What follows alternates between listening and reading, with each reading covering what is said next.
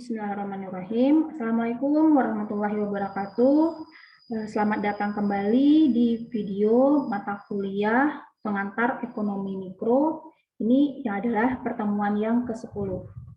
Di video sebelumnya kita sudah belajar tentang pasar persaingan sempurna.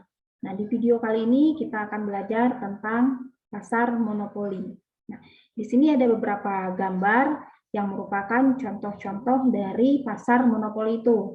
Yang pertama ada Pertamina, yang kedua ada PT PLN, yang ketiga ada PDAM atau perusahaan air minum daerah, lalu ada PT KAI, PT Kereta Api Indonesia. Nah, ini adalah merupakan contoh-contoh dari pasar monopoli yang ada di Indonesia. Nah, selanjutnya kita akan bahas apa itu pasar monopoli, bagaimana karakteristiknya, keuntungan, serta kekurangannya apa. Kita akan belajar di slide berikutnya. Yuk kita mulai pembahasan yang pertama. Nah, ini mengenai definisi dari pasar monopoli. Nah, pasar monopoli adalah suatu bentuk pasar di mana hanya terdapat satu perusahaan saja. Nah, ini sesuai dengan namanya ya, yaitu monopoli. Mono itu artinya satu. Jadi, pada pasar monopoli hanya terdapat satu perusahaan saja. Nah, perusahaan ini menghasilkan barang yang tidak mempunyai barang pengganti yang sangat dekat. Jadi, barang penggantinya itu tidak ada. Yang selanjutnya, struktur pasar dari monopoli ini sangat bertentangan dengan ciri-ciri dengan pasar persaingan sempurna. Dan biasanya keuntungan yang dinikmati oleh perusahaan monopoli adalah keuntungan yang melebihi normal. Nah, karena itu terdapat hambatan yang sangat tangguh atau yang sangat kuat yang dihadapi perusahaan-perusahaan lain untuk dapat dia memasuki industri di pasar monopoli tersebut. Berikut adalah ciri-ciri mengenai pasar monopoli. Yang pertama, pasar monopoli adalah industri satu perusahaan. Yang kedua, tidak mempunyai barang pengganti yang mirip. Yang ketiga, tidak terdapat kemungkinan untuk masuk ke dalam industri tersebut. Yang keempat, dapat mempengaruhi penentuan harga. Yang kelima, promosi iklan kurang diperlukan. Nah, kita akan bahas satu persatu itu maksudnya seperti apa. Yang pertama, pasar monopoli adalah pasar satu industri satu perusahaan. Nah, ini sesuai dengan definisinya ya, yaitu pasar monopoli itu pasar dengan satu perusahaan. Nah, dengan demikian barang dan jasa yang dihasilkannya itu tidak dapat dibeli dari tempat lain. Jadi dia hanya memproduksi satu-satunya perusahaan yang memproduksi barang atau jasa tersebut. Lalu para pembeli tidak mempunyai pilihan lain. Nah, jika pembelian menginginkan barang tersebut, ya maka mereka harus membelinya dari perusahaan tersebut. Nah, syarat-syarat penjualan sepenuhnya ditentukan oleh perusahaan monopoli tersebut, dan para pembeli tidak dapat berbuat apapun dalam menentukan syarat jual beli. Nah, ini contohnya adalah contohnya perusahaan monopoli, kita ambil PLN ya.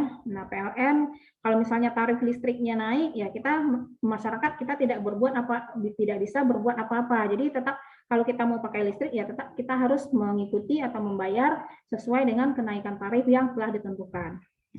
Yang kedua, tidak mempunyai barang pengganti yang mirip. Nah, ini ciri-ciri kedua dari pasar monopoli. Jadi sebelumnya sudah dijelaskan bahwa produk dari pasar monopoli itu tidak mempunyai substitusi yang dekat atau tidak dapat menggantikan barang tersebut. Nah, contohnya aliran listrik. Nah, aliran listrik ini adalah contoh dari barang yang tidak mempunyai pengganti yang mirip. Yang mirip ada, tapi cuma misalnya lampu minyak. Tapi lampu minyak itu tidak dapat digunakan untuk menghidupkan atau menyalakan alat-alat elektronik. Nah, ini karakteristiknya itu sangat berbeda. Jadi, barang pengganti dari listrik itu boleh dikatakan tidak ada. Nah, seperti itu. Lalu selanjutnya, tidak terdapat kemungkinan masuk ke dalam industri tersebut. Nah, ini merupakan ciri dari pasar monopoli yang ketiga, bahwa untuk dapat masuk ke dalam pasar monopoli itu sangat susah sekali. Kenapa? Nah, karena ada hambatan-hambatan masuk ke dalam pasar monopoli, yaitu yang pertama adalah bersifat legal, yaitu adanya dibatasi oleh undang-undang. Yang kedua, bersifat teknologi, di mana teknologi yang digunakan itu sangat canggih dan tidak mudah dicontoh. Dan yang ketiga adalah keuangannya. Nah, keuangannya diperlukan modal yang sangat besar untuk dapat memasuki industri ke dalam industri dalam pasar monopoli tersebut. Lalu selanjutnya yang keempat, perusahaan dapat menjadi atau mempengaruhi penentu harga. Nah, ini berbeda dengan pasar persaingan sempurna, di mana pada pasar monopoli ini adalah perusahaan itu menjadi penentu harga atau disebut juga dengan price setter.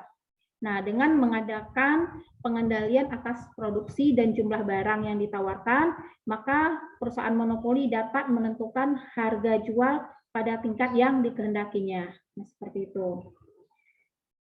Lalu selanjutnya, promosi iklan kurang diperlukan. Nah, jadi karena dia sudah merupakan satu-satunya, dia itu tidak ada duanya yang dijual di dalam suatu wilayah tersebut atau dalam suatu negara tersebut. Jadi perusahaan monopoli tidak perlu beriklan. Jadi karena biaya iklan itu tentunya akan menambah pengeluaran. Jadi walaupun tanpa iklan, orang akan tetap aja contohnya membeli minyak, atau orang akan tetap aja contohnya membeli BBM ke PT Pertamina, atau walaupun tanpa adanya iklan, orang-orang masyarakat akan tetap saja membutuhkan air dari PT PDAM. Nah, seperti itu. Selanjutnya kita akan bahas mengenai faktor-faktor yang menimbulkan pasar monopoli. Nah, di sini ada 3 faktor yang dapat menimbulkan pasar monopoli. Yang itu yang pertama adalah perusahaan monopoli mempunyai suatu sumber daya tertentu yang unik dan tidak dapat dimiliki oleh perusahaan lain. Jadi kalau misalnya ada perusahaan lain yang memiliki, berarti itu bukan namanya pasar monopoli. Yang kedua, perusahaan monopoli pada umumnya dapat menikmati skala ekonomis atau economies of scale, di mana tingkat produksinya yang sangat tinggi. Yang ketiga, monopoli wujud dan berkembang melalui undang-undang, yaitu pemerintah memberikan hak monopoli kepada perusahaan tersebut. Nah, jadi ini salah satu yang menjadikan faktor susahnya orang masuk pasar monopoli. Kenapa? Karena perusahaan-perusahaan monopoli itu sudah ada undang-undang yang mengaturnya, gitu. Selanjutnya kita bahas mengenai kekuasaan monopoli yang diperoleh melalui peraturan pemerintah. Nah, apa saja sih bentuk peraturan pemerintah yang ada terhadap pasar monopoli tersebut? Yaitu yang pertama adalah peraturan paten dan hak cipta. Jadi artinya adalah perusahaan sudah memberikan hak paten dan hak cipta kepada perusahaan tersebut untuk memproduksi barang yang dia miliki. Nah, yang kedua ada hak usaha eksklusif. Jadi ini yang tidak dapat dimiliki oleh perusahaan-perusahaan yang lainnya. Jadi ini bentuk peraturan pemerintah terhadap pasar monopoli. Lalu selanjutnya kita akan belajar bagaimana pemaksimuman keuntungan dalam pasar monopoli. Nah, dalam menggambarkan prinsip penentuan pemaksimuman keuntungan dalam monopoli, 2 cara akan digunakan, yaitu yang pertama dengan menggunakan angka-angka dan secara grafik. Untuk masing-masing cara ini akan ditunjukkan prinsip penentuan pemaksimuman keuntungan berdasarkan pendekatan. Yang pertama adalah pendekatan biaya total atas hasil penjualan. Yang kedua, pendekatan biaya marginal dan hasil penjualan marginal. Gitu. Jadi ada 2 syarat untuk pemaksimuman keuntungan dalam pasar monopoli. Selanjutnya kita akan bahas mengenai monopoli dan diskriminasi harga. Ada kalanya terbuka kemungkinan kepada perusahaan monopoli untuk menjual barangnya di dalam 2 pasar, katakanlah pasar dalam negeri dan pasar luar negeri, di mana karakteristik kedua pasar ini sangat berbeda tentunya. Nah, biasanya sifat permintaan di kedua pasar tersebut tentu juga sangat berbeda.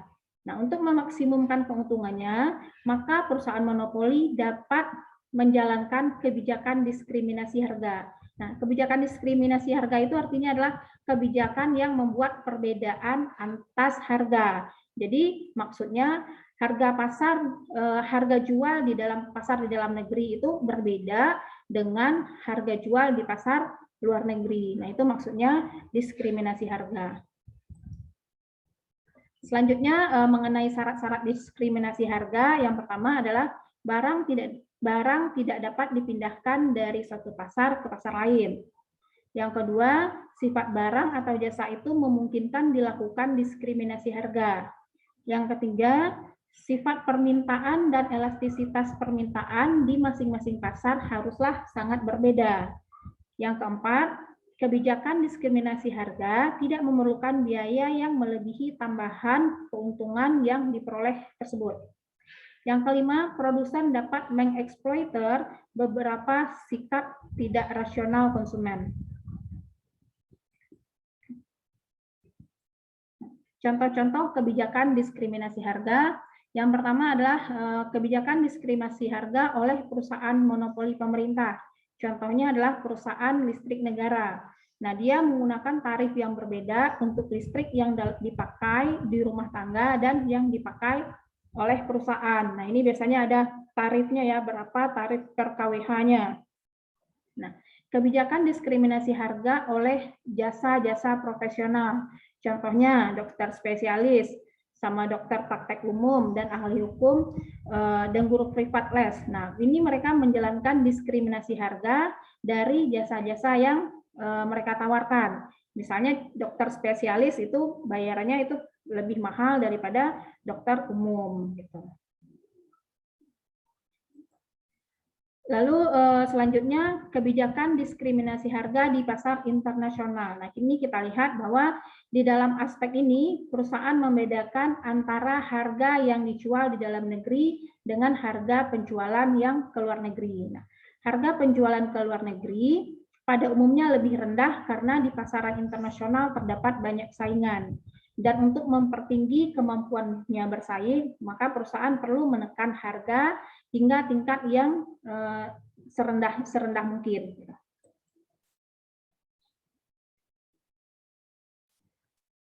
Selanjutnya kita bahas mengenai campur tangan pemerintah dalam pasar monopoli. Nah, apabila perusahaan monopoli hanya memproduksi sebanyak X kuantitas, ya, tindakan seperti itu adalah sangat merugikan masyarakat karena jumlah barang yang dinikmati masyarakat terlalu sedikit dan harganya tentunya sangat tinggi. Nah, untuk menghindari ini, makanya pemerintah melakukan campur tangan pemerintah dalam pasar monopoli, sehingga si yang punya pasar ini tidak semena-mena membebankan harganya kepada konsumen. Jadi ada aturan-aturan harga pemerintah, misalnya kenaikan harga BBM itu sudah ada diatur dan disahkan oleh pemerintah, sehingga perusahaan monopolinya, perusahaannya baru dapat menjual ke pasaran. Nah, cara lain yang dilakukan pemerintah untuk menetapkan harga yang wajar adalah dan jumlah penawaran barang yang mencukupi adalah dengan menetapkan harga pada tingkat di mana harga sama dengan biaya rata-rata. Nah, ini pemerintah juga akan melakukan analisis terhadap struktur biaya dari perusahaan tersebut, dari perusahaan monopoli. Nah, jadi harga yang ditetapkan itu adalah minimal, itu harus sama dengan biaya rata-ratanya. Gitu. Jadi kalau sehingga si perusahaan monopoli juga masih mendapatkan keuntungan. Dan selain dari itu, si perusahaan monopoli juga tidak terlalu menaikkan harganya yang melebihi standar yang sudah ditetapkan oleh pemerintah.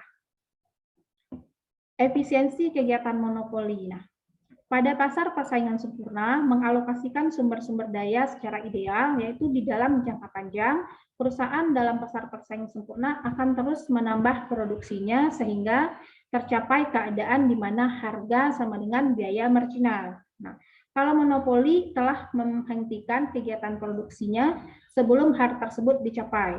Jadi, di samping itu, di dalam jangka panjang, oleh karena tidak adanya persaingan, perusahaan monopoli masih dapat memperoleh keuntungan yang lebih besar daripada keuntungan normal dan dicapai pada waktu harga masih lebih besar daripada biaya marginal. Jadi, kalau pada persaingan sempurna, kondisi pemaksimuman keuntungan itu adalah tercapai pada saat harga sama dengan biaya marginal, tapi itu akan berbeda dengan pada perusahaan monopoli.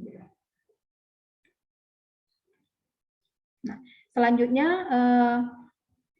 efisiensi pada kegiatan monopoli itu berarti penggunaan sumber-sumber daya adalah lebih tidak efisien dalam monopoli kalau dibandingkan dalam pasar persaingan sempurna. Nah, penggunaan sumber-sumber daya yang tidak optimum ini akan menimbulkan dua akibat yang tidak menguntungkan, yaitu yang pertama, produksi dan penawaran barang adalah relatif sedikit dan ini akan menyebabkan tingginya harga. Yang kedua, biaya produksi adalah lebih tinggi daripada biaya rata-rata yang optimum. Nah, berbeda dengan pasar persaingan sempurna, dalam monopoli tidak dapat ditentukan kurva penawaran perusahaan. Hal ini disebabkan karena tidak terdapat hubungan yang pasti antara tingkat harga dengan kuantitas barang yang ditawarkan.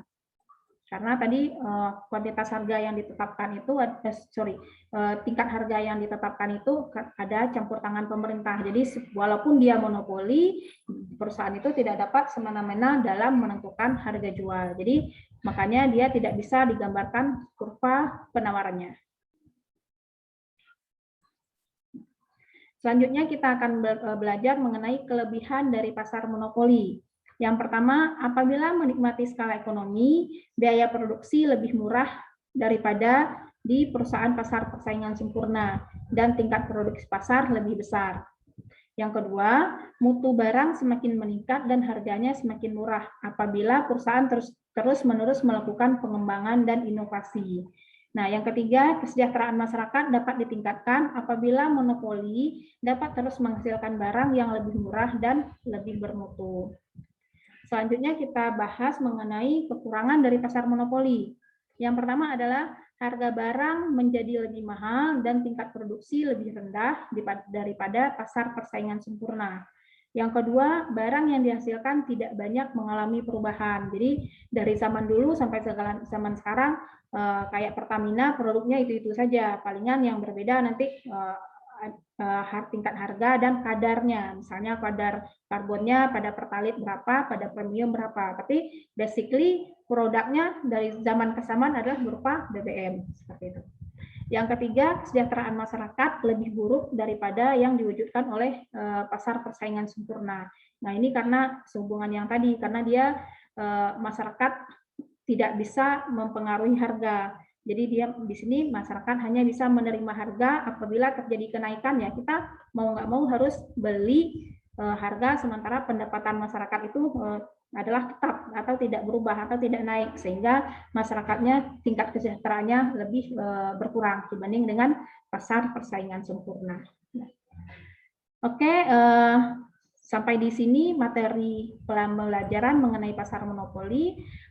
Rekan-rekan mahasiswa bisa mengerjakan latihan soal yang ada pada bagian akhir dari slide presentasi tersebut.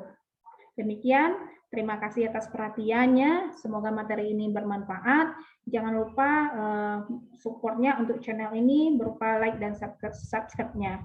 Terima kasih. Wassalamualaikum warahmatullahi wabarakatuh.